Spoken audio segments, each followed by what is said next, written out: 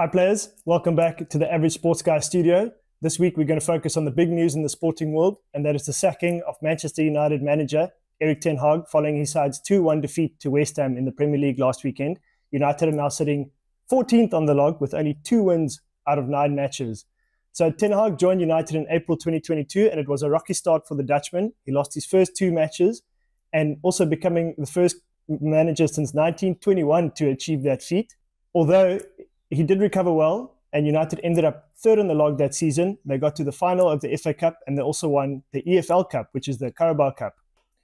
The next season wasn't so great for United. They ended up 8th in the Premier League, but they did beat rivals Man City in the FA Cup final. So it was a mixed bag for Ten Hag. He actually won 17 out of 21 cup matches in his tenure with United, but he only managed a 50% win rate in the Premier League and in the Champions League and Europa Leagues. Former United and Dutch striker Ruud van Nistelrooy, who was Ten Hag's assistant coach, has taken over in the interim, and he started his tenure with a 5-2 win over Leicester City in the EFL Cup. And strangely enough, in Ten Hag's tenure, he never scored 5 or more goals against Premier League opponents, and Van Nistelrooy achieved that in his first match.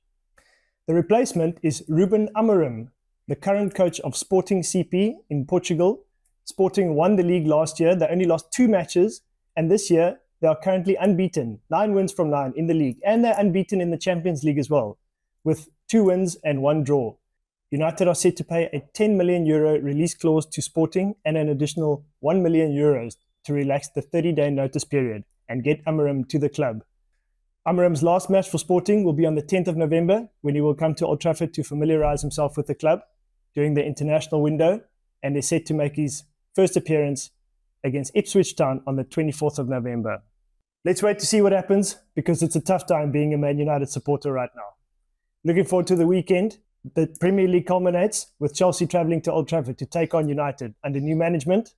The Rugby international window starts again, with England hosting the All Blacks at Twickenham.